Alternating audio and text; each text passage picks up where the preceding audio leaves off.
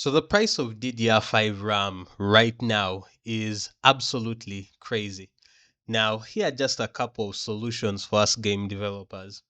The reality is that I'm lucky in this situation. I'm speaking from a position of a little bit of privilege because right now I'm rocking 48 gigabytes, two sticks of 24 GB running at 6 gigahertz, which is perfect for RAM in my PC.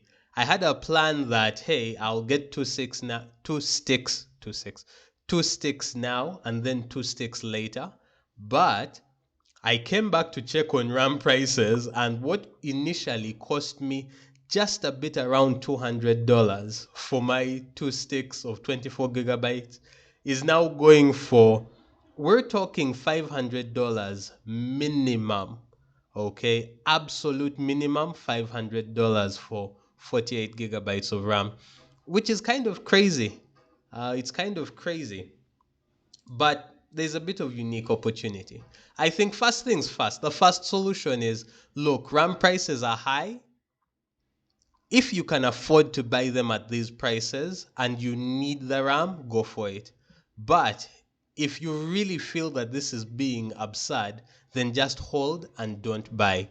You're going to find a lot of internet discourse that tell you that, hey, you don't matter as a customer. If you guys decide to not buy, nothing's going to change, blah, blah, blah. That's stupid.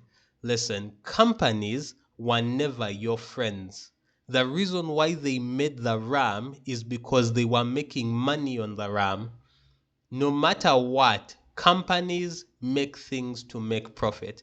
And at the end of the day, the best thing you can do is vote with your wallet. If you think prices are terrible, hold and do not buy unless you absolutely need to. Yes, the prices will go down. The same things were said about GPUs that, oh, AI is going to just absorb the GPUs if you don't buy. Turns out cryptocurrency was a bust.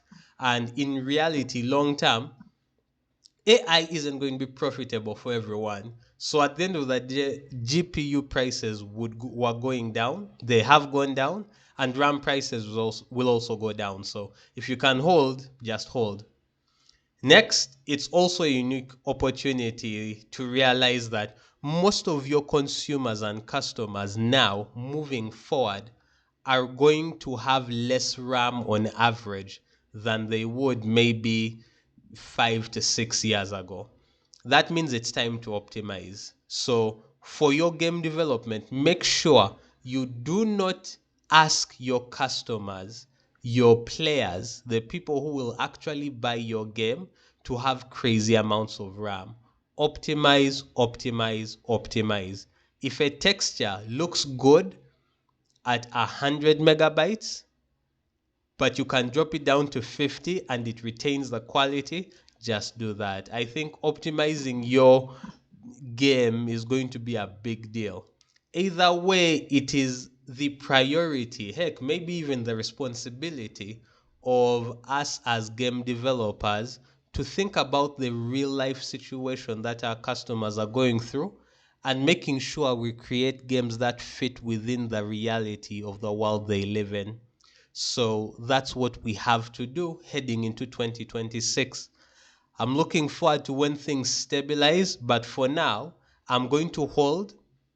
I'm going to optimize my game to work on low amounts of RAM for my customers, and I'm just going to keep working and keep up the work ethic. It's not worthwhile to lose sleep over the challenges in the world because, hey, the dream game is not going to make itself.